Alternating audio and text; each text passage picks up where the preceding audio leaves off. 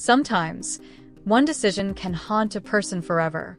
For TikToker Emilie Kiser, that painful reality came after the tragic loss of her 3-year-old son, Trigg. In heartbreaking court documents, Emilie admitted she will forever second-guess not being home the day it happened. Back in May, Emilie and her husband Brady faced every parent's worst nightmare when Trigg accidentally drowned in the family's backyard pool. Emilie later described it as the most severe and emotional event I have ever experienced.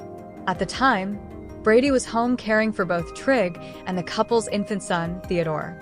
Authorities quickly confirmed it was a tragic accident, and no charges were filed. But for Emilie, the emotional weight is something she says she'll carry forever. What makes her grief even more overwhelming is the guilt that lingers.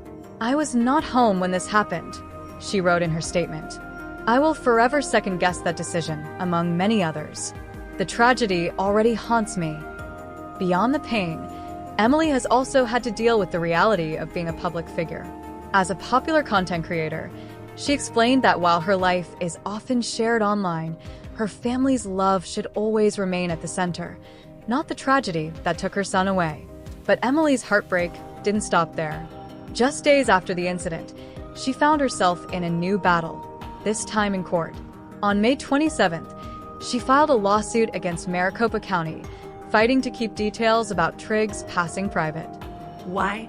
Because within weeks, more than 100 public record requests had already been filed, demanding access to autopsy reports, police body cam footage, and even security camera videos.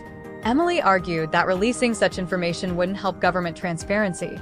It would only cause more emotional harm to her and her family. She admitted she has no plans to ever review those records herself, because the pain of knowing such graphic details would be unbearable. Her attorney described it best. Emilie is living through a parent's worst nightmare while still trying to care for her newborn, Theodore. Every day is a battle, and exposing her to more details would only deepen the wound. The county eventually responded with compassion. When officials learned of the family's request, the Maricopa County Office of the Medical Examiner agreed to seal the records, allowing the Kisers a measure of privacy in the middle of their grief. A spokesperson even confirmed that the office worked directly with the family to protect them from unnecessary exposure. For Emilie, the road ahead is still unimaginable. She and Brady continue to grieve while trying to hold on to their surviving son. But her story raises a difficult question for all of us. In the age of viral fame and non-stop curiosity, how much privacy should grieving families be granted? Because sometimes behind the screens and headlines are real people facing pain that no one should ever have to endure.